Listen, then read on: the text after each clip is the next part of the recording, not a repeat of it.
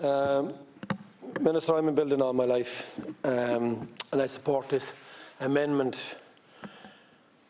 To break it down into brass tacks, what you've actually done is absolutely, completely disregard for people in the rural areas. I'm living in rural area all my life, and I hope to live there for the rest of my life. If you break down the prices of a serviced site in a city and you work that to a service site in a county, last year, to make it profitable for construction, it was €17,000 for a service site in Limerick. That's what they were working out to make it profitable to build homes so they could sell them for affordable prices. The same site in a rural area is €50,000 minimum price for a site. You pay for your services €10,000 for a treatment system. You pay Irish Water €3,000 to get connected to the system, and you pay then for the local authorities $6,000 or $7,000 to break a gap into your own field. So if you look at percentage-wise, when you work out the difference between somebody living within a city to get a service site, even if they wanted to build their own house, of $17,000, and you work that to a person in the county, their minimum cost in the county is $80,000. Then you look at the services going forward of the treatment of sewerage and water supply within the city, and then you look at the services within the county. We pay for the treatment system that we don't have the local authority. We don't be poisoning the waterways. There was a report done recently by the EPA that showed that the biggest polluters in Ireland are the local authorities.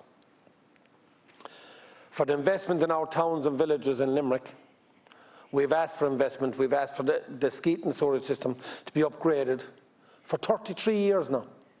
Successive governments, which you were involved in yourself, have promised sewerage systems in the Skeeton, Oola, Hospital, Drumculloher, and you never honoured once. But you're okay to give €5.5 billion to Irish Water over 5 years. And today I spoke to the Taoiseach, Micheál Martin, and Fedimore in County Limerick are on a boil notice for 16 months, waiting for drinking water. For drinking water that they now have to pay €60 per household to have drinking water in their own house. Local property tax is supposed to be for services within your areas, such as good footpaths, good roads, good water supplies. But you've honoured none of this. And now you're talking about pumping water from the Shannon all the way to Dublin, because you said that Dublin the population is increasing at a massive amount. Well, Limerick is doing the same, and the city is doing the same, and the county areas are doing the same. But you're not investing in our towns and our villages, in our sewerage systems. That's what the likes of local property taxes is for. But you're expanding the cities. Now, as I said from the start, I'm county born, and I'm a Colchian and proud of it. And that's my culture. And Ireland is the best country in the world for looking after people's culture, except for our own government that doesn't care about cultures. I'm involved in an awful lot of fundraising for different charities that the government is not able to support. So in my instance, and this is where you're going to tax for an awful lot of people, and you might see the vintage people in Ireland going out raising funds. Where do they house their vehicles? In a shed close to their own house. What do they do with these vehicles? They go around the country raising money for people that are suffering from cancer, suffering from different ailments. TLCF. At the moment, there's a bunch of young lads after cycling from Mizzen to Mallinhead for their friend that passed away, and his birthday is actually today, Cathal Scanlon, 22 years of age. And they've cycled from Mizenhead to Mallinhead to raise money for TLCF. And they're finishing tomorrow. And what you want to do with your local property tax, the same people that are cycling for charity, the same people that are raising money for charity, you're trying to tax the buildings around them, where we store our machinery, store our lawnmowers, store our bicycles, store our cars, store our vintage machinery that we use to raise money for charities. But if you take the same hectare, which is 2.2 acres, and you move that into a city base, you could build 150 houses in there. But what you want to do, you want to tax rural Ireland. Another tax. And I said to you yesterday, the price of building houses has gone through the roof. And you're already getting 13.5% VAT on every house that's built in this country, on every renovation that's built in this country. And you're taking the local authority fees down on top of that. And you give nothing back, but you keep taking it. We don't have the basic roads that we need to do to drive on, to go to work, to take our children to school, to get the products from the farmers to the co-ops, to the different stores, so that you can be fed.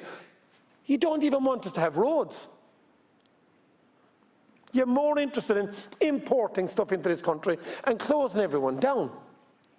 Local property tax was to be put back into communities and to be spent locally.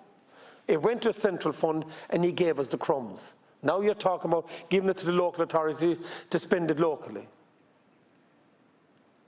Minister, the rural people in Ireland have had enough. The SMEs in Ireland have had enough. The 51% of the people that are in employment in Ireland are under SMEs. 37% of the people in Ireland live in rural areas.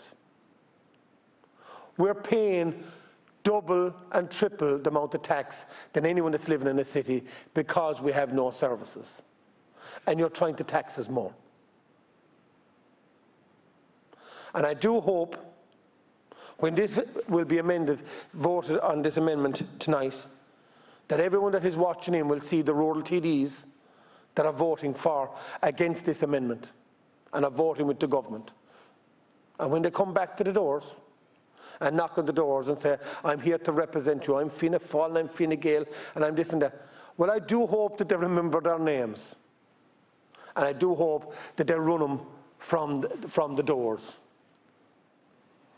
And they drive out of their roads with the bad potholes and everything on the roads, and they bust every spring in their cars because they deserve every bit of it. Because you invest nothing. I'll mention it once more. A Skeeton, 33 years, a storage system, and they're pumping raw storage into the Shannon.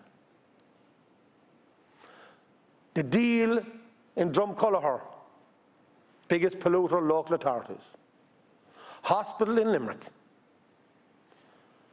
at full capacity. And what did you come back with? We are not going to, we'll upgrade the storage systems, but we're not allowing extra capacity. That means that in my culture, in the towns and villages, in the rural areas, in Limerick, they are not allowed to expand, but you're allowed to expand the cities because you're putting no investments into the towns and the villages in rural Limerick. No investment. So I'm in favour of this amendment, and I'm delighted that the rural independents are the biggest voice. There are 6 of us. We're representing 5 counties, but it looks like now we're representing the whole country. And we're speaking out for them because we're speaking sense, because we're from rural areas. And Minister, if you may look at one thing when you look at the rural independents, we're all self-employed. So we know what's happening on the ground because we live in this in it daily, day in and day out. So please, Minister, reconsider what you're doing and give equality to the rural areas as much as the city areas, and break the balance and in the money wise, and give a break and a tax break to the people in the rural towns and villages and rural areas, because we're paying the most carbon tax because we've no infrastructure and we have to drive to certain sections for work. And you take nothing into account because you have all the services in Dublin. You can go 100 yards, you have a shop, you have a taxi, you have a Lewis. You can head to Bray, you can head out to Greystones, you've got the Dart. We don't have that luxuries. We have to drive everywhere. We can't walk or cycle because it's not safe. So please, Minister, try and get equality between the rural areas, towns, villages and rural areas as the same as the cities, and equalise the funding. And give a tax break to the 37% of the people in this country that pay the most taxes and get the least amount of services. Thank you.